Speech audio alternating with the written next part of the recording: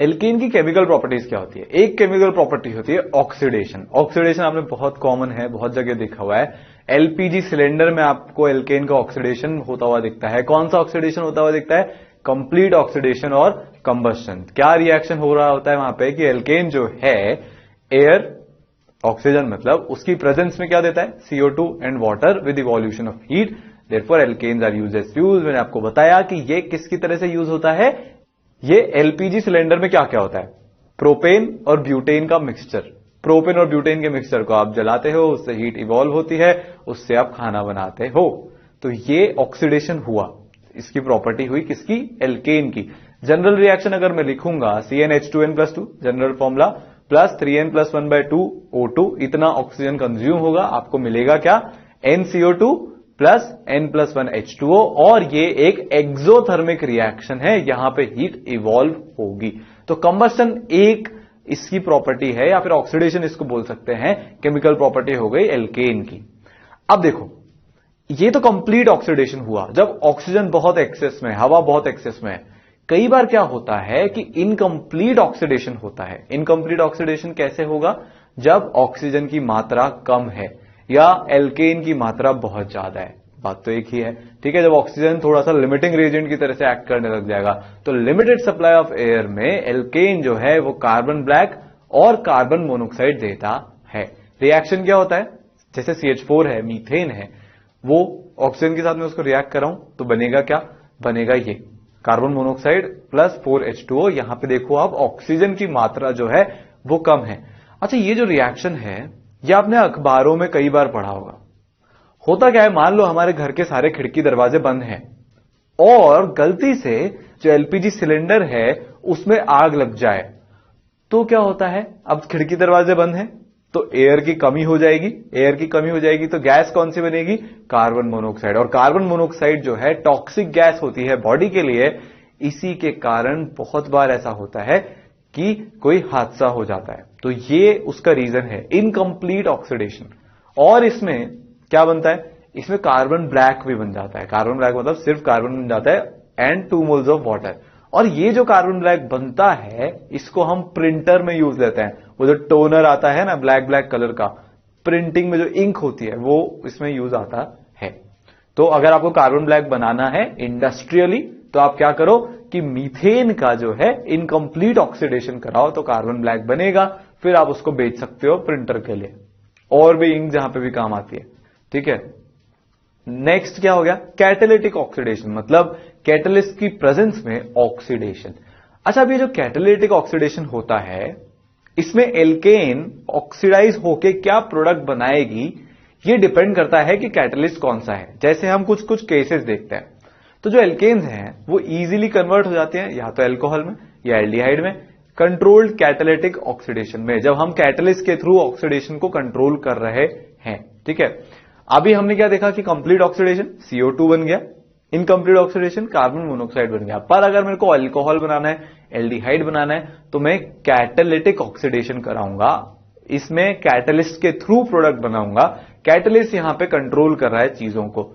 जैसे CH4 plus मैंने O2 दिया, और अगर मैंने ये रिएक्शन रेड हॉट कॉपर या आयरन ट्यूब में करवाया, मतलब आयरन ट्यूब की प्रेजेंस में करवाया, हाई प्रेशर एंड टेम्परेचर पे, तो CO2 नहीं बनेगा, बनेगा क्या? एल्कोहल। तो ये ठीक है, तो ये कैटलिस्ट की प्रेजेंस के कारण प्रोडक्ट डिसाइड हो रहा है। अगर रिएक्शन किसकी प्रेजेंस में हुआ? मीथेन का रिएक्शन अगर रेड हॉट कॉपर या फिर iron tube high pressure temperature conditions में हुआ तो फिर एल्कोहल बनेगा। यहां पे क्या बन गया? मीथेनॉल बन गया।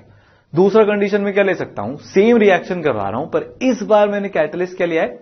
मैंने कैटलिस्ट लिया है मॉलिब्डेनम का कोई सा ऑक्साइड, MO2O3। और रिएक्शन कंडीशंस क्या है? 230 डिग्री सेल्सियस पे करा रहा हूं और प्रेशर कितना है? 100 ATM। इस केस में क्या बनेगा? इस केस में बन जाएगा एल्डिहाइड। क्या नाम है इसका? फॉर्मल्डिहाइड प्लस वाटर तो बन ही रहा है। तो आपको समझ आई? रेड हॉट कॉपर या आयरन ट्यूब लिया था हाई प्रेशर टेम्परेचर पे, तो क्या बना था? एल्कोहल बना था। पर अगर मॉलिब्डेनम ऑक्साइड ले लूंगा तो क्या बनेगा? तो फिर बनेगा फॉर्मल्डिहाइड, एल्डिहाइड बन गया। तो ये तो एक केस हुआ। अब देखो, अगर मैंने एल्केन का ऑक्सीडेशन मैंगनीज एसीटेट की प्रेजेंस में करा लिया, मैंगनीज एसीटेट मतलब ये CH3COO2Mn, हाई टेम्परेचर कंडीशन में अब मेरा जो कैटलिस्ट है जिसकी प्रेजेंस में मैं रिएक्शन करवा रहा हूं वो मैंगनीज एसीटेट हो गया, तो इस बार फैटी एसिड्स बन जाएंगे। फैटी एसिड्स बोले तो CH3CH2NCOOH, मतलब एसिड बन गया। अब ना एल्कोहल बना ना एल्डिहाइड बना, अब एसिड बन गया। तो रेड हॉट कॉपर ट्यूब या फिर आयरन ट्यूब एल्कोहल, मोलिब्डेनम का ऑक्साइड तो एल्डिहाइड, और अगर मैंने मैंगनीज एसीटेट ले लिया तो कार्बोक्सिलिक एसिड, फैटी एसिड्स बन रहे हैं। आगे चलता है। अब अगर टर्शरी एल्केन से मान लो जैसे आइसोब्यूटेन है, तो इससे अगर मैं KMnO4 को रिएक्ट कराऊंगा, मतलब KMnO4 कैटलिस्ट की प्रेजेंस में ऑक्सीडेशन करवाऊंगा तो क्या बनेगा, तो एल्कोहल बनेगा। कौन सा एल्कोहल बनेगा, टर्शरी एल्कोहल। किसकी रिएक्शन करा रहा हूं मैं, आइसोब्यूटेन की रिएक्शन करवा रहा हूं। कैटलिस्ट क्या लिया है, KMnO4, बनेगा ये, ठीक है, ये हो गया। तो हमने क्या किया कि टर्शरी एल्केन लिया, उसकी हमने रिएक्शन करवाई KMnO4 की प्रेजेंस में, ऑक्सीडेशन करवाया KMnO4 की प्रेजेंस में, तो क्या बना, टर्शरी एल्कोहल बना, ठीक है। नेक्स्ट है सब्स्टिट्यूशन रिएक्शन। अच्छा, सब्स्टिट्यूशन रिएक्शन की इंपॉर्टेंट बात यह है एल्केन के केस में कि यहां पे जो मैकेनिज्म शो हो रहा है ना, वो कौन सा मैकेनिज्म शो हो रहा है, फ्री रेडिकल मैकेनिज्म। अब मैंने आपको एल्केन की शुरुआत में एक बात बताई थी, मैंने क्या बात बताई थी कि एल्केन्स के साथ प्रॉब्लम यह है कि ये नॉन रिएक्टिव हैं, नॉन पोलर हैं। हमने क्या बात की थी, हमने बात की थी ये कि अगर मैं एल्केन की बात करूं तो यहां पे क्या क्या हो रहा होता है, यहां पे ये हो रहा होता है, सारे सिग्मा बॉन्ड होते हैं, कोई हाई इलेक्ट्रॉन डेंसिटी नहीं है, कोई पोलैरिटी नहीं है, इसका मतलब ये लेस रिएक्टिव स्पीशीज है। अच्छा, मेरे को एक बात बताओ आप कि अगर मैं ये आपके सामने जो ईथेन है इसको हीट करना शुरू कर दूंगा तो इंटरमीडिएट बनेगा कौन सा, ईथेन को हीट करूंगा तो दोनों कार्बन इक्वली स्ट्रांग है, कोई अपने इलेक्ट्रॉन को इतनी आसानी से जाने नहीं देगा दूसरे के पास, तो यहां पे जो इंटरमीडिएट बनेगा वो मिथाइल फ्री रेडिकल बनेगा, ना कैटायन बनेगा ना एनायन बनेगा। इसीलिए जो सब्स्टिट्यूशन रिएक्शन होता है जिसका एक टाइप होता है हेलोजनेशन, ये फ्री रेडिकल मैकेनिज्म के थ्रू जाता है। यहां पे जो इंटरमीडिएट बनता है वो फ्री रेडिकल बनता है। तो सब्स्टिट्यूशन कौन सा वाला हो रहा होगा, यहां पे H एटम एक हेलोजन के एटम से सब्स्टिट्यूट हो रहा होगा। क्या हो रहा होगा, हाइड्रोजन का एक एटम हेलोजन के दूसरे एटम से सब्स्टिट्यूट हो रहा है। जैसे कि मान लो मेरे पास ये रिएक्शन है, इस रिएक्शन को करवाऊंगा कैसे, प्रोडक्ट कैसे बनाऊंगा, तोड़ो जोड़ो, तोड़ेंगे क्या, हाइड्रोजन के साथ बॉन्ड, जोड़ेंगे क्या, हेलोजन के साथ बॉन्ड। इस बार हम क्या देख रहे हैं, केमिकल प्रॉपर्टीज देख रहे हैं कि एल्केन को हम कैसे रिएक्ट करवाते हैं। तो हमने क्या किया, हाइड्रोजन को तोड़ा, हेलोजन को जोड़ा, हाइड्रोजन को तोड़ा, हेलोजन को जोड़ा, तो इस पार्ट को हटा के एक तरफ और जो हेलोजन बचा उसको R के साथ जोड़ देंगे तो क्या क्या बना, ये रिएक्शन यूवी रेज या फिर उसको आप HNU लिख सकते हैं, इसकी प्रेजेंस में होता है और प्रोडक्ट बनता है RX प्लस HX। ठीक है, तो दो इंपॉर्टेंट बात, हाइड्रोजन को सब्स्टिट्यूट किया हेलोजन से, पहली इंपॉर्टेंट बात ये। दूसरी इंपॉर्टेंट बात कि ये जो रिएक्शन है हेलोजनेशन जो है ये यूवी लाइट या फिर HNU की प्रेजेंस में हो रहा है। ठीक है, सो जो हेलोजनेशन है ये किस पे होता है, ऑन एक्सपोजर ऑफ, मैं हेलोजन प्लस एल्केन का मिक्सचर लूंगा और उसको मैं या तो यूवी लाइट में रख दूंगा या फिर टेम्परेचर बढ़ा दूंगा। टेम्परेचर बढ़ाऊंगा तो भी यही होगा, होमोलिटिक फिजन हो जाएगा, टूट जाएंगे जो है हमारा कंपाउंड, किसमें टूट जाएगा, फ्री रेडिकल्स में टूट जाएगा। तो रिएक्शन होता कैसे, आपने ये लिया, आप क्या करो कि जो Cl2 है उस पर लाइट शाइन करो तो वो Cl डॉट में ब्रेक हो जाएगा, अटैक कर देगा CH3H पे, और क्या बन गया, CH3Cl प्लस HCl। तो इस तरह से ये रिएक्शन होता है। तो चलो इसका मैकेनिज्म देखते हैं। अब जो है हेलोजनेशन का जो मैकेनिज्म है बहुत इंटरेस्टिंग होता है, 3 स्टेप में होता है। कितने में होता है, 3 स्टेप में इसका मैकेनिज्म होता है। चलो तो इसको स्टेप बाय स्टेप एनालिसिस करते हैं। पहला स्टेप है chain initiation step. Chain initiation step में क्या होता है, मेरे पास क्या है कि Cl2 है। अच्छा, अभी Cl2 में खास बात क्या है, इस Cl2 में बात यह है कि मान लो मैंने इसको लाइट, इस पे ऊपर लाइट शाइन की, मतलब मैंने इसको एनर्जी दी या फिर मैंने हीट किया, जो कि हमारा हेलोजनेशन की रिएक्शन कंडीशंस है, तो होगा क्या, ये जो 2 क्लोरीन है इनमें देखो बीच में लोन पेयर रिपल्शन हो रहा होगा। क्यों? क्योंकि इनके पास तीन तीन लोन पेयर हैं हर एक क्लोरीन के पास। तो ये लोन पेयर रिपल्शन के कारण क्या करेंगे? फ्री रेडिकल बनाएंगे। और कोई तरीका ही नहीं ना, एक क्लोरीन दूसरे क्लोरीन से इलेक्ट्रॉन थोड़ी ना खींच सकता है। तो ये क्या करेंगे? ये फ्री रेडिकल बना लेंगे H न्यू या फिर हीट की प्रेजेंस में। तो ये हमारा फ्री रेडिकल बन गया। ठीक है, अब जरा सोचो, एल्केन का हेलोजन का मिक्सचर है और उस मिक्सचर में हमने फ्री रेडिकल डाल दिए। अगर किसी मिक्सचर में फ्री रेडिकल जाते हैं तो वो तूफान ले आते हैं, टकराएंगे फ्री रेडिकल जाके हर स्पीशीज से, और जहां पे उनको स्टेबल होने का मौका मिलेगा, सामने वाले से एक और फ्री रेडिकल तोड़ के खुद तो स्टेबल हो जाएंगे और सामने वाले को क्या बना देंगे? फ्री रेडिकल बना देंगे। तो चेन इनिशिएशन स्टेप में हमने क्या किया? फ्री रेडिकल बनाया। फ्री रेडिकल अनस्टेबल स्पीशीज होती है, एनर्जी देके जबरदस्ती बनाया। अब क्या होगा? अब होगा चेन प्रोपोगेशन स्टेप। एक मछली पूरे तालाब को गंदा कर देती है, यहां पे भी सेम चीज हो रही है। एक फ्री रेडिकल उस मिक्सचर में बहुत सारे फ्री रेडिकल जनरेट करेगा। देखो कैसे? Cl डॉट है, उसके सामने मान लो CH4 आया, तो Cl डॉट जाके CH4 पे टकराएगा। CH4 पे टकराएगा तो किसको खाएगा? H डॉट को खा जाएगा। तो बनेगा क्या मेरे पास? Cl डॉट गया, H पे टकराया, और क्या दिया इसने? इसने मेरे को दिया HCl प्लस CH3 डॉट। ओहो, क्लोरीन पे फ्री रेडिकल ज्यादा स्टेबल कि कार्बन पे फ्री रेडिकल ज्यादा स्टेबल? कार्बन पे ज्यादा स्टेबल, क्योंकि कार्बन फिर भी समहाउ इलेक्ट्रॉन डेफिशिएंसी को झेल सकता है। किसके कंपैरिजन में? क्लोरीन के कंपैरिजन में। इसीलिए जब क्लोरीन CH4 से टकराएगा तो वो CH4 के हाइड्रोजन को खा सकता है, निकाल सकता है वहां पे। क्यों? क्योंकि जो प्रोडक्ट बना वो स्टेबल है किसके कंपैरिजन में? रिएक्टेंट के कंपैरिजन में। तो मतलब ये रिएक्शन आगे चलती जाएगी, जितना ज्यादा Cl डॉट बनाऊंगा वो उतने ज्यादा मिथाइल फ्री रेडिकल को बनाता जाएगा। ठीक है, क्या बना? Methyl free radical. हेलोजनेशन की सबसे इंपॉर्टेंट बात यह है कि यहां पे कार्बन फ्री रेडिकल इंटरमीडिएट बन रहा है। कौन सा इंटरमीडिएट बन रहा है? कार्बन फ्री रेडिकल इंटरमीडिएट बन रहा है। ये इसकी सबसे इंपॉर्टेंट बात है। ठीक है, ये याद रखना है हमको कि यहां पे कार्बन फ्री रेडिकल इंटरमीडिएट बना।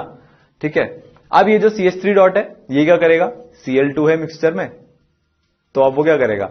CH3 डॉट उस Cl पे जाके टक्कर मार देगा। जैसे ही उसने Cl पे जाके टक्कर मारी तो वहां पे वापस क्या बन जाएगा? CH3Cl plus Cl dot. तो आपको एक बात समझ में आई कि मेरे को सिर्फ एक बार एनर्जी देनी थी ताकि एक Cl डॉट बन जाए, उसके बाद तो अपने आप ही काम चलता जा रहा है।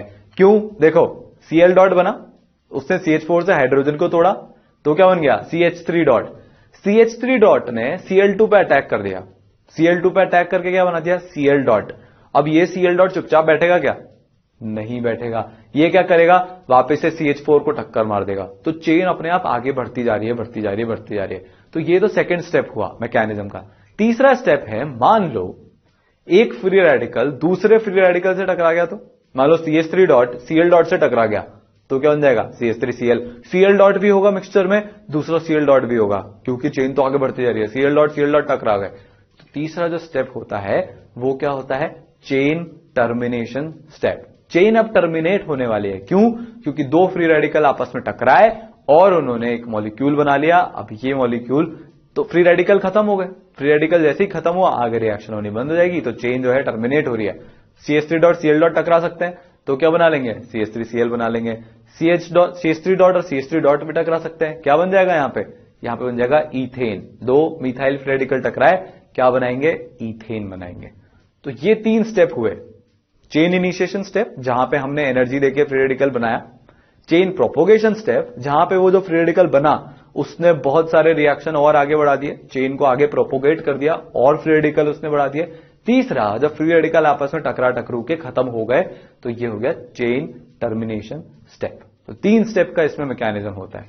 ठीक है, तो अब मैं अगर आपसे पूछूं कि रिएक्टिविटी ऑर्डर ऑफ हेलोजन क्या है, तो आप आंसर दोगे F2 more than Cl2 more than Br2 more than I2। ऐसा आंसर क्यों दोगे आप? सोचो जरा। तो ये जो रिएक्टिविटी ऑर्डर है ये पहले स्टेप पे डिपेंड कर रहा है।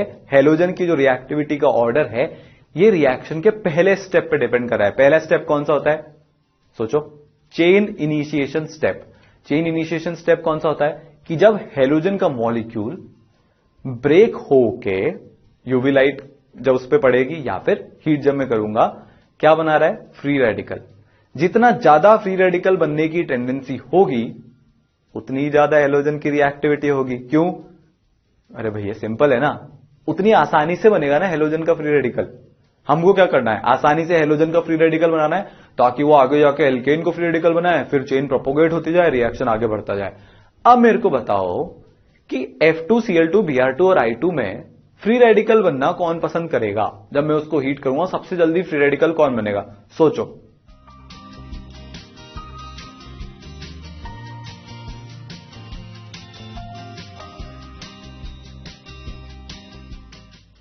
अच्छा, हीट करने पे ये फ्री रेडिकल बने क्यों थे?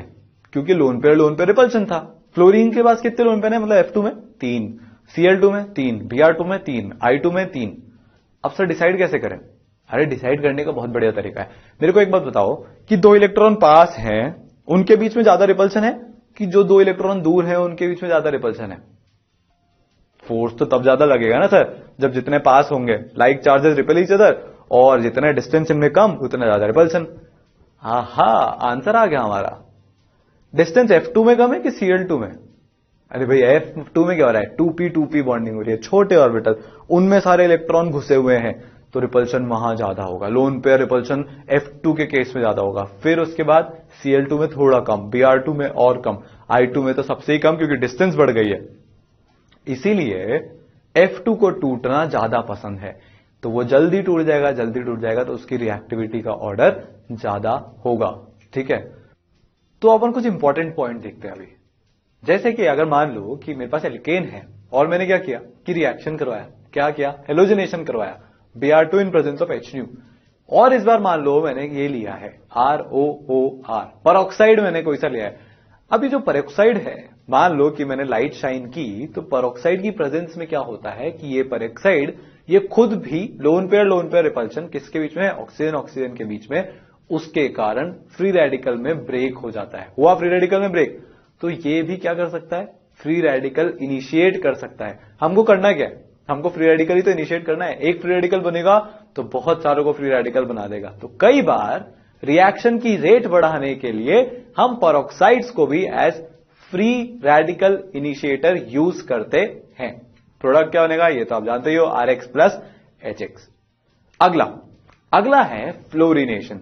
फ्लोरिनेशन में एक खास बात होती है, और खास बात क्या है कि ये एक्सप्लोसिवली रिएक्ट करता है डार्क में भी। इसीलिए लेबोरेटरी में फ्लोरिनेशन नहीं करना चाहिए है, कभी नहीं करना चाहिए, क्योंकि अगर लेबोरेटरी में फ्लोरिनेशन किया तो आपके साथ ये हो सकता है, डार्क में रिएक्शन और बूम। ठीक है, तो फ्लोरिनेशन एक्सप्लोसिव होता है, एक्सप्लोजन हो जाते हैं, हो भी चुके हैं ऑलरेडी। ठीक है, सो जो फ्लोरिनेशन है, अगर मेरे को इसको बिना एक्सप्लोजन के करवाना है, बिना वॉयलेंस के करवाना है, तो मैं क्या कर सकता हूं कि बीच में इनर्ट गैस डाल सकता हूं। जैसे इनर्ट गैस मैंने डाली तो वो ओवरऑल रिएक्टिविटी को कम कर देगी। ओवरऑल रिएक्टिविटी अगर कम हो जाएगी तो फिर एक्सप्लोजन होगा ही नहीं। एक्सप्लोजन होता क्यों है? क्योंकि छोटे से टाइम में बहुत सारी हीट रिलीज हो गई। अगर छोटे से टाइम में बहुत सारी हीट रिलीज होगी तो हम कंट्रोल नहीं कर पाएंगे और एक्सप्लोजन हो जाएगा। दूसरा तरीका एक और है, आप क्या करो, HgF2 को रिएक्ट करवा दो किसके साथ? या तो ब्रोमो या आयोडो डेरिवेटिव के साथ। जैसे कि मान लो मेरे पास C2H5I है, इथाइल आयोडाइड प्लस HgF2, ये मैंने रिएक्शन करवाई। जैसे मैं रिएक्शन करवाऊंगा तो F जो है आयोडीन को रिप्लेस कर लेगा और क्या बन जाएगा? C2H5F और HgI2। तो आप ये कर सकते हो, दो तरीके, या तो इनर्ट गैस डाल दो, दूसरा तरीका HgF2 को यूज कर लो, किस पे? आयोडाइड्स एंड ब्रोमाइड्स पे। दोनों तरीके से आपके पास क्या हो सकता है? आपके पास हेलोजिनेशन हो सकता है फ्लोरीन वाला। दोनों तरीके से आप एल्काइल फ्लोराइड्स बना सकते हो। ठीक है, आगे चलते हैं। स्पेशल पॉइंट कुछ क्लोरिनेशन के बारे में। क्लोरिनेशन अगर आपको कराना है तो आप कुछ एक तरीके अपना सकते हो। पहला तरीका क्या है? पहला तरीका है कि आप एक काम करो, 300 डिग्री सेल्सियस पे डार्क में ही हीट कर दो, लाइट उस पर शाइन करने की जरूरत ही नहीं है। दूसरा तरीका क्या है कि आप एक काम करो, अगर आपको 300 डिग्री सेल्सियस पे भी हीट नहीं करना तो ऑर्गेनिक पेरोक्साइड यूज कर लो, जो कि हमने देखा था ROOR, तो 100 डिग्री सेल्सियस पे काम हो जाएगा। 100 डिग्री सेल्सियस तो हम अचीव कर सकते हैं इजीली। अच्छा, तीसरा तरीका क्या है कि आप 150 डिग्री सेल्सियस में टेट्रा इथाइल लेड की प्रेजेंस में भी रिएक्शन करवा लो तो भी क्लोरीनेशन हो जाएगा। या चौथा तरीका आपको पता ही है कि आप क्या कर दो कि यूवी रेज उस पर मार दो, डिफ्यूज सनलाइट उस पर मार दो, तो क्या हो जाएगा, तो भी क्लोरीनेशन हो जाएगा। ठीक है, CH4 इस पे Cl2H तो CH3Cl। यहां तक हमने रिएक्शन पढ़ी। अब अगर मानो मैंने फिर से यही रिएक्शन रिपीट कराई, अगली बार भी मैंने Cl2 in presence of H इस पे डाला, तो क्या होगा, तो होगा ये, क्या बन जाएगा, CH2Cl2। वापस सेम रिएक्शन रिपीट करूंगा तो CHCl3, वापस सेम रिएक्शन रिपीट करूंगा तो CCl4। इसका मतलब अगर आपने क्लोरीन को एक्सेस में ले लिया तो फिर सिर्फ एक बार सब्स्टिट्यूशन नहीं होगा, 4 बार भी सब्स्टिट्यूशन हो सकता है। 4 बार भी हाइड्रोजन को हटाएंगे, क्लोरीन को बुलाएंगे, हाइड्रोजन को हटाएंगे, क्लोरीन को बुलाएंगे, हाइड्रोजन तोड़ो, क्लोरीन जोड़ो। यह डिपेंड करता है कि आपने क्लोरीन को एक्सेस में लिया है कि नहीं। अगर आपको मोनोक्लोरो डेरिवेटिव ही बनाना है, सिर्फ एक क्लोरीन का सब्स्टिट्यूशन चाहिए, तो आपको एल्केन को बहुत एक्सेस में लेना पड़ेगा, लार्ज एक्सेस में आपको एल्केन लेना पड़ेगा, तभी जाके मोनोक्लोरो डेरिवेटिव मिल सकता है। ठीक है, अगला, जब क्लोरीन एक्सेस में होगा तो मिक्सचर आपको मिलेगा जैसा कि हमने देख ही लिया, मोनो, डाई, ट्राई, टेट्रा, पर क्लोरो डेरिवेटिव सब मिलते जाएंगे जितना आप एक्सेस में ले रहे हो उसके अकॉर्डिंग। ठीक है,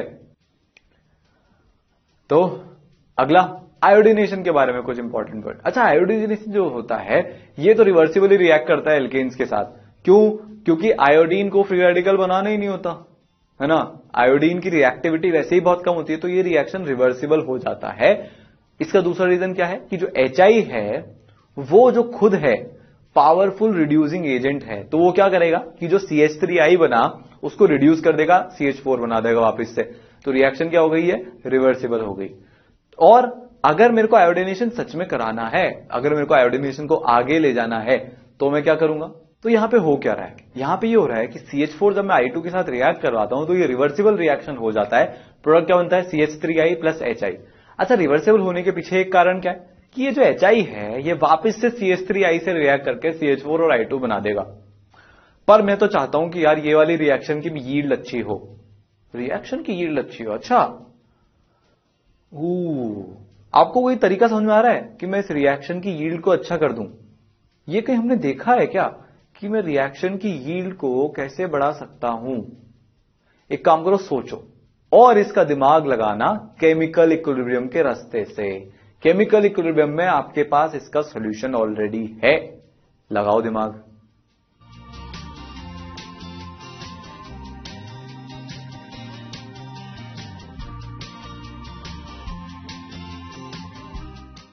क्या होगा इसका आंसर? इसका आंसर होगा ली शैटलियर्स प्रिंसिपल। ली शैटलियर्स प्रिंसिपल में क्या होता है कि अगर मैंने मान लो किसी तरीके से प्रोडक्ट को HI को हटाना शुरू कर दिया रिएक्शन में से, तो क्या होगा?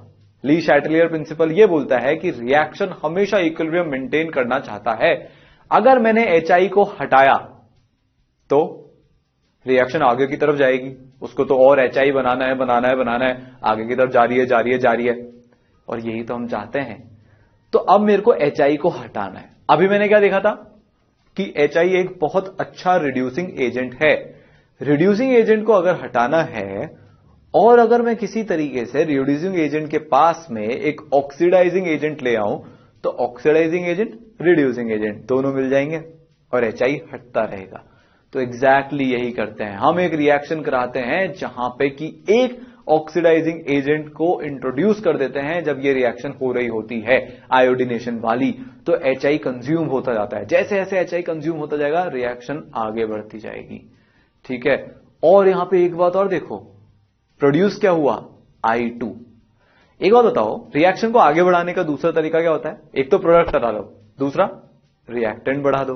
रिएक्टेंट बढ़ेगा, रिएक्शन को वापस इक्विलिब्रियम पे जाना है, तो रिएक्टेंट को कम करना है, तो क्या करो, सारे रिएक्टेंट को प्रोडक्ट में भेजो। तो यहां पे आपने डबल धमाका कर दिया। सोचो, I2 का I2 बन गया और HI भी कंज्यूम हो गया। तो रिएक्टेंट बढ़ाते जा रहे हैं, प्रोडक्ट हटाते जा रहे हैं। तो ली शैटलियर प्रिंसिपल की मदद से हम इसका आंसर निकाल सकते हैं। और आप क्या कर सकते हो कि HiO3 की जगह दूसरे ऑक्सीडाइजिंग एजेंट्स भी यूज कर सकते हो। आप HiO4 यूज कर सकते हो, HNO3 यूज कर सकते हो, HGO यूज कर सकते हो, जो आपका मन है आप यूज करो, जो भी मैंने यहां पे बताया उनमें से, तो आप HI को डिस्ट्रॉय कर सकते हो। ठीक है, तो अभी तो हमने क्या पढ़ा, हमने पढ़ा था ऑर्डर ऑफ रिएक्टिविटी ऑफ क्या, हेलोजन। अब अगर मैं आपसे पूछूं कि भाई हाइड्रोजन एटम की रिएक्टिविटी, जो एल्केन में हाइड्रोजन एटम है उसकी रिएक्टिविटी का ऑर्डर क्या होगा, हाइड्रोजन कितने तरह के होता है, टर्शरी, सेकेंडरी, प्राइमरी, कौन सा हाइड्रोजन ज्यादा रिएक्टिव होगा, तो आंसर है tertiary CH more than secondary CH more than primary CH। ऐसा क्यों, अच्छा ऐसा इसीलिए,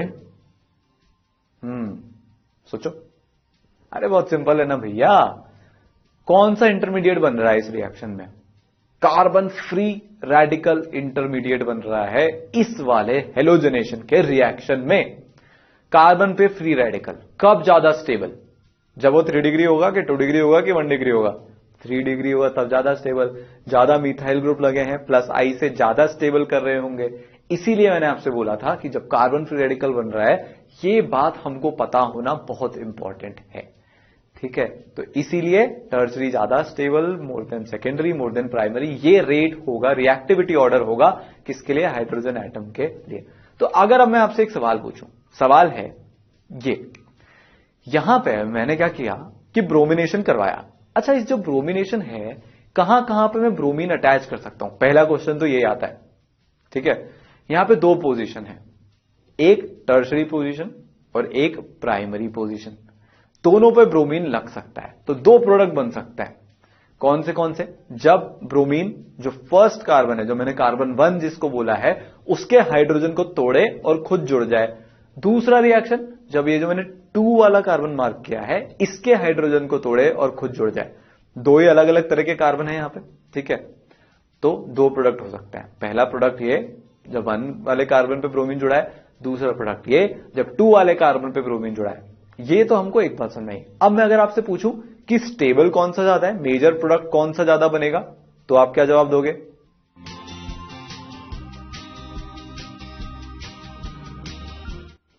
मेजर कौन सा बनेगा, जिसका इंटरमीडिएट ज्यादा स्टेबल। इंटरमीडिएट किसका ज्यादा स्टेबल, टर्शरी का इंटरमीडिएट ज्यादा स्टेबल। इसीलिए जो टर्शरी ब्रोमाइड है वो मेजर प्रोडक्ट होगा और जो प्राइमरी ब्रोमाइड है वो माइनर प्रोडक्ट होगा।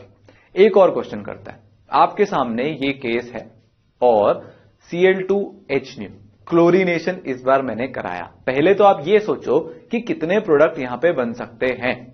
ठीक है, इसमें मैं आपसे बोल रहा हूं कि मेरे पास पोजीशन 1 है और मेरे पास पोजीशन 2 है, इन दोनों पे आपको क्लोरीनेशन करवाना है और मेरे को बताना है कौन सा मेजर होगा कौन सा माइनर होगा।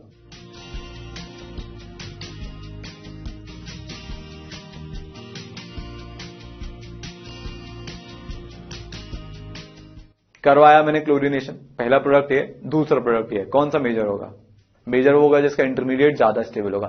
तो जब 1 पे फ्री रेडिकल बनेगा तो वो तो रेजोनेंस स्टेबलाइज्ड है, रेजोनेंस स्टेबलाइज्ड फ्री रेडिकल ज्यादा स्टेबल होगा, तो मेजर कौन सा बनेगा, जो रेजोनेंस स्टेबलाइज्ड है, मतलब ये वाला।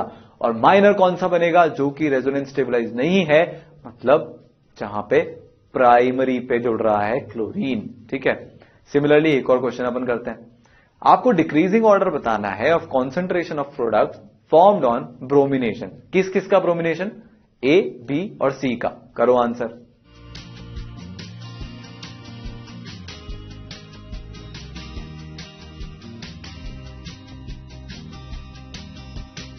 वापस से वही बात है, जहां पर फ्री रेडिकल ज्यादा स्टेबल वो प्रोडक्ट उतना ज्यादा बनेगा। तो आपके पास 3 रास्ते थे, या तो बी पे या ए पे या सी पे, क्या कहां पे कराओगे। अब देखो डिसाइड करते हैं, ए पे जब बनेगा फ्री रेडिकल रेजोनेंस स्टेबलाइज्ड है क्या, बिल्कुल है। बी पे बिल्कुल है, सी पे नहीं है, तो सबसे कम कॉन्सेंट्रेशन में तो सी ही होगा। अब बात चल रही है ए वर्सेस बी की। ए पे रेजोनेंस स्टेबलाइज्ड है पर बी पे CH3 का प्लस आई भी लग रहा है, तो बी वाला ज्यादा ताकतवर है, ज्यादा स्टेबल है। तो ऑर्डर क्या हो जाएगा, ये जो 3 प्रोडक्ट बनेंगे बी पे और सी पे, तीनों पे ब्रोमीन, तो ऑर्डर हो जाएगा decreasing order of concentration, B more than A more than C. ठीक है, तो ये किसकी बात हुई, हेलोजनेशन की बात हुई। अब अपन आगे चलते हैं, नेक्स्ट है नाइट्रेशन। बहुत सिमिलर है हेलोजनेशन के से, बस इसमें डिफरेंस क्या है, इसमें डिफरेंस ये है कि आप क्या करते हो कि हाइड्रोजन एटम को इस बार NO2 से सब्स्टिट्यूट करोगे, है सब्स्टिट्यूशन रिएक्शन ही, बस इस बार हेलोजन की तरह NO2 आ जाएगा, बस। तो हेलोजन नहीं आके NO2 आ जाएगा। ऑर्डिनरी टेम्परेचर पे क्या होता है कि एल्केन HNO3 के साथ रिएक्ट नहीं करते, ये हमने पहले ही देख लिया था, ठीक है। पर अगर मान लो अब मैंने HNO3 के वेपर भेज दिए, वेपर मतलब ज्यादा एनर्जी, मतलब ज्यादा तोड़फोड़ मचा सकते हैं, मतलब रिएक्ट कर सकते हैं। एल्केन के साथ किसी को भी अगर आपको रिएक्ट करवाना है तो पहले उसको बहुत ताकतवर बनाना पड़ेगा कि वो जबरदस्ती भी रिएक्ट कर सके, तभी आपका काम चलेगा। बात समझ में आई? अब देखते हैं। तो मैंने क्या किया, यहां पे ये मैंने लिया, ठीक है, HNO3। अब देखो HNO3 मैं हीट करना शुरू करूंगा या फिर सनलाइट देना शुरू करूंगा तो ऑक्सीजन और नाइट्रोजन के लोन पेयर के बीच में रिपल्शन है, तो होगा क्या, OH डॉट और NO2 डॉट बनेंगे। मान लो मैंने 400 से 500 डिग्री सेल्सियस पे इसको हीट कर दिया, तो क्या होगा, तो फिर होगा ये कि यहां पे लोन पेयर रिपल्शन के कारण फ्री रेडिकल बनेगा, और फ्री रेडिकल बनने के बाद OH डॉट जाके क्या करेगा, H को खा जाएगा, पानी बना लेगा, और जो NO2 डेट है वो जाके R पे अटैक करेगा और क्या बन जाएगा मेरा, OH ने H को खाया, H हटा, NO2 जुड़ा, तो क्या बन गया, RNO2 प्लस H2O, ठीक है। तो कुछ नहीं हुआ, बस हेलोजन की जगह हमने NO2 को लगाया। यहां पे एक इंपॉर्टेंट बात है, इंपॉर्टेंट बात यह है क्योंकि अब रिएक्शन को मैं 400-500 डिग्री पे करा रहा हूं, तो एल्केन भी बेचारा इतना भी स्टेबल नहीं है कि इतनी हीट करने पर टूटेगा नहीं। तो क्या होता है कि जो कार्बन कार्बन बॉन्ड है वो खुद ही टूट जाता है, और अगर वो खुद टूट जाएंगे तो फिर मिक्सचर बनेगा। एक बार फ्री रेडिकल बना तो वो सामने वाले किसी भी फ्री रेडिकल से जाके भिड़ जाएगा और बॉन्ड बना लेगा। जैसे कि मान लो मैंने आपसे ये बोला है कि मेरे पास CH3 प्लस HNO3 है, मैं क्या करूंगा, इसको 450 डिग्री सेल्सियस पे मैंने हीट किया, होगा क्या, CH3 डॉट बन जाएगा। क्यों, क्योंकि एल्केन के बीच का जो बॉन्ड है वो टूट जाएगा, तो CH3 डॉट बना और NO2 डॉट भी बना। तो क्या क्या बन सकता है यहां पे बन सकता है CH3CH2NO2 और CH3NO2 प्लस H2O, सारे पॉसिबल प्रोडक्ट्स बन सकते हैं, मिक्सचर बनेगा।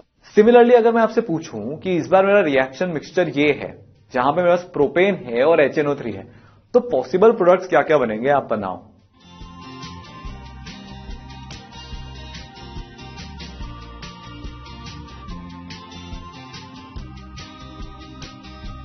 तो जितने पॉसिबल प्रोडक्ट होंगे सब बन जाएंगे, जैसे कि सबसे पहले हम क्या लिखेंगे, 1 नाइट्रो प्रोपेन, जब 1 पे नाइट्रो लगेगा।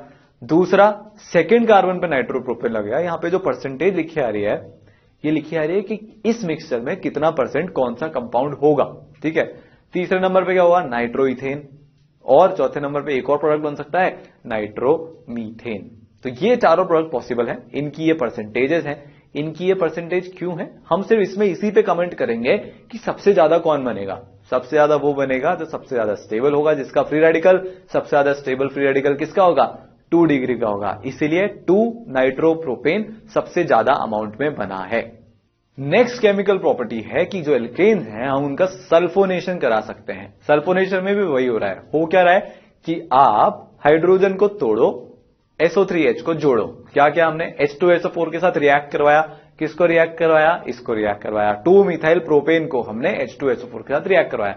आपको कुछ नहीं करना, हाइड्रोजन को तोड़ना है। हाइड्रोजन कौन सा वाला तोड़ोगे, 3 डिग्री वाला तोड़ोगे, उसकी जगह किसको जोड़ोगे, SO3H को जोड़ोगे, तो कर दो और रिएक्शन क्या हो जाएगा, रिएक्शन हो जाएगा ये, आपके पास प्रोडक्ट क्या बनेगा, पानी के साथ 2 मिथाइल प्रोपेन 2 सल्फोनिक एसिड। तो ये सल्फोनेशन होता है, कुछ नहीं करना, हाइड्रोजन तोड़ना है, SO3H जोड़ना है। अगला रिएक्शन आइसोमराइजेशन। आइसोमराइजेशन में क्या होता है, आइसोमराइजेशन में यह होता है कि अगर मान लो आपको अनब्रांच्ड एल्केन को ब्रांच्ड एल्केन में कन्वर्ट करना है। अब आप मेरे से पूछोगे कि ऐसा करना ही क्यों है, बताऊंगा कि ऐसा क्यों करना है, पहले देखते लो करते कैसे हैं। अनब्रांच्ड चेन एल्केन को आपको ब्रांच्ड में कन्वर्ट करना है, तो आप एक काम करो, सिंपल सा काम है भैया, AlCl3 लो, HCl लो, 200 डिग्री सेल्सियस पे हीट कर दो एल्केन को इनके साथ, तो जादू होएगा और ब्रांच्ड एल्केन में अनब्रांच्ड एल्केन कन्वर्ट हो जाएगी। जैसे कि मान लो मैंने ये लिया है नॉर्मल ब्यूटेन, नॉर्मल ब्यूटेन मैंने लिया है, इसको मैं क्या करूंगा, AlCl3 plus HCl 200 degree Celsius पे हीट करूंगा, तो मेरे को क्या मिल जाएगा, ये मिल जाएगा, क्या है, आइसोब्यूटेन। तो नॉर्मल ब्यूटेन को आइसोब्यूटेन में कन्वर्ट कर दिया। अब एक काम और कर सकते हैं कि जो ऑलरेडी ब्रांच्ड हैं उनको और ब्रांच्ड करना है तो सेम रिएक्शन करवा लो। जैसे कि मेरे पास ये वाला केस है, ठीक है, 2 मिथाइल पेंटेन है मेरे पास। अब मेरे को क्या करना है, AlCl3 प्लस HCl हीट कर दूंगा 200 डिग्री सेल्सियस पे, क्या बन जाएगा, बन जाएगा ये 2,3 डाई मिथाइल ब्यूटेन। आइसोमराइजेशन हो रहा है ना यार, चेन आइसोमर बन रहे हैं ना, स्ट्रक्चरल आइसोमर हमने देखा है, वहां पे चेन आइसोमर है। पेरेंट कार्बन चेन की लेंथ क्या है, अलग अलग है। जब पीसीसी की लेंथ अलग अलग होती है तो चेन आइसोमर बनते हैं। तो यहां पे क्या हो गया, आइसोमराइजेशन। अब रीजन पे आते हैं कि ऐसा करना क्यों है। ऐसा करना हमको इसलिए है क्योंकि ये जो आइसोमराइजेशन है ये पेट्रोलियम इंडस्ट्री में यूज आने वाली चीज है। पेट्रोलियम इंडस्ट्री में कैसे यूज आने वाली चीज है, ये क्या बोल रहे हो आप, समझ में नहीं आ रहा, क्या चल रहा है ये। देखो देखो देखो, हमने क्या किया था, नॉर्मल ब्यूटेन को आइसोब्यूटेन बनाया, ठीक है। अब मेरे को बताओ, नॉर्मल ब्यूटेन में वॉन डेर वाल फोर्स ज्यादा होंगे कि आइसोब्यूटेन में वॉन डेर वाल फोर्सेस ज्यादा होंगे। मॉलिक्यूलर फॉर्मूला तो सेम है, केमिकल प्रॉपर्टी सेम है। पेट्रोल में होता क्या है, पेट्रोल को बर्न करके हम उसका कंबस्टन करा के एज अ फ्यूल यूज करते हैं, तो केमिकल प्रॉपर्टी दोनों की सेम है। पर पेट्रोल में एक और कंसिडरेशन होता है। पेट्रोल में यह होता है कि पेट्रोल जितना ज्यादा वॉलेटाइल होगा उतना ही ज्यादा उसका ऑक्टेन नंबर होगा। पेट्रोल की क्वालिटी चेक करने के लिए हम ऑक्टेन नंबर करके एक चीज को डिफाइन करते हैं, और ऑक्टेन नंबर उसका हाई होता है जो जितना ज्यादा वॉलेटाइल होता है, जो जितना ज्यादा आसानी से उड़ सकता है। अब मैं आपसे क्वेश्चन पूछता हूं कि जो अनब्रांच्ड एल्केन है उसका बॉइलिंग पॉइंट ज्यादा होगा कि जो ब्रांच्ड एल्केन है उसका बॉइलिंग पॉइंट ज्यादा होगा। फिजिकल प्रॉपर्टीज ऑफ एल्केन अगर आपने ढंग से देखा है तो आपको यह बात समझ में आएगी और आंसर भी समझ में आएगा। इसका आंसर दो।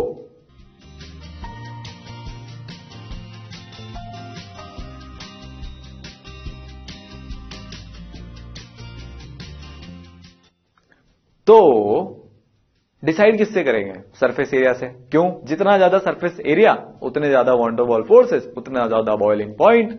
सरफेस एरिया किसका ज्यादा, सरफेस एरिया उसका ज्यादा जो अनब्रांच्ड है, क्योंकि जैसे जैसे ब्रांचिंग करते हैं स्फेरिकल की तरफ जाते जाते हैं, स्फेरिकल की तरफ जाते जाएंगे तो वॉन डेर वाल फोर्स कम होता जाएगा, क्योंकि सरफेस एरिया कम होता जा रहा है। तो मतलब क्या हो रहा है, यहां पे वॉलेटिलिटी बढ़ती जाएगी। तो हम ब्रांच चाहते हैं, केमिकल प्रॉपर्टी सेम आइसोमर की, पर फिजिकल प्रॉपर्टी तो यहां पे अलग अलग है। ठीक है, आगे बढ़ते हैं। अब देखो, अब अगला रिएक्शन होता है पायरोलिसिस या क्रैकिंग या थर्मल डीकंपोजिशन। ये भी एक्चुअली पेट्रोलियम इंडस्ट्री का ही रिएक्शन है। हम क्या करते हैं कि जब हम एल्केन को हीट करेंगे 500 टू 700 डिग्री सेल्सियस में, तो वो अपने आप डिकंपोज हो जाते हैं लोअर हाइड्रोकार्बन में, और इसको हम क्या बोलते हैं, पायरोलिसिस बोलते हैं। आप बस उसको 500 से 700 पे हीट कर दो अपने आप मजे मजे में। तो पेट्रोलियम इंडस्ट्री में इसको हम क्रैकिंग भी बोलते हैं। ठीक है, और क्रैकिंग को हम मैन्युफैक्चर करने में काम लेते हैं। पेट्रोल या फिर ऑयल गैस वगैरह वगैरह को आप मैन्युफैक्चर कर सकते हो।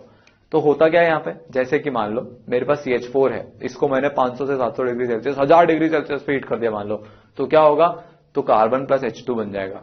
ठीक है, CH3 है, तो क्या होगा, मान लो 500 डिग्री सेल्सियस पे इसको हीट किया तो CH2 double bond CH2 ethene बन गया और हाइड्रोजन गैस बन गई, तो हाइड्रोजन बाहर भाग गया। ठीक है, तो क्रैकिंग हो रही है यहां पे। और क्या हो सकता है, मान लो ये है, तो दो पॉसिबिलिटी है। दो पॉसिबिलिटी क्या है, एक पॉसिबिलिटी तो ये है कि इथीन प्लस मीथेन बन जाए, और दूसरी पॉसिबिलिटी क्या है, दूसरी पॉसिबिलिटी ये है कि प्रोपीन बन जाए और H2 बन जाए। ठीक है, अगला हाइड्रोफॉर्मिंग, या इसको ट्रीहाइड्रोजनेशन भी बोलते हैं, या साइक्लाइजेशन भी बोलते हैं, या कैटालिटिक रीफॉर्मिंग भी बोलते हैं, या एरोमेटाइजेशन भी बोलते हैं। क्या होता है इसमें एक्चुअली ये होता है कि अगर आप एक अनब्रांच्ड हायर एल्केन्स मतलब कार्बन 6 से लेकर 10 तक लोगे और इसको आप किस में हीट कर रहे हो, ऑक्साइड्स ऑफ या तो क्रोमियम या मोलिब्डेनम या वेनेडियम, किसकी प्रेजेंस में, Al2O3 की प्रेजेंस में 500 डिग्री सेल्सियस पे, तो जादू से एरोमेटिक हाइड्रोकार्बन बन जाता है। देखना चाहते हो क्या हो रहा है, बिल्कुल। मैंने क्या किया, एल्केन लिया, कौन सा एल्केन लिया, हेक्सेन, हमको 6 से 10 के बीच में लेना है, और मैंने इसको क्या किया कि Al2O3 और Cr2O3 की प्रेजेंस में 500 डिग्री सेल्सियस पे रिएक्ट करवाया।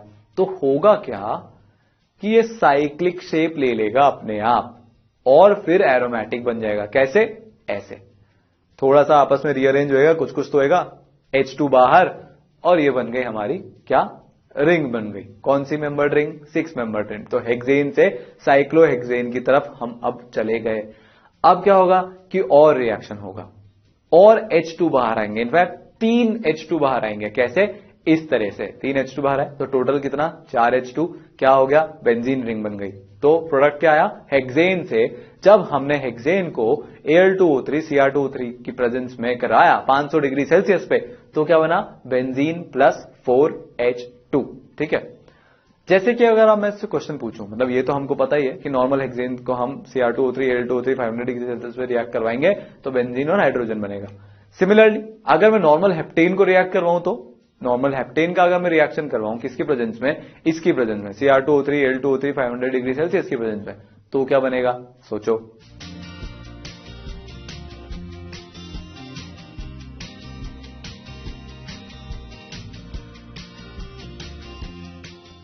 तो बनेगी टोलुइन, क्योंकि बेंजीन बहुत स्टेबल होती है, तो क्या बनेगा, टोलुइन प्लस वापस से 4H2।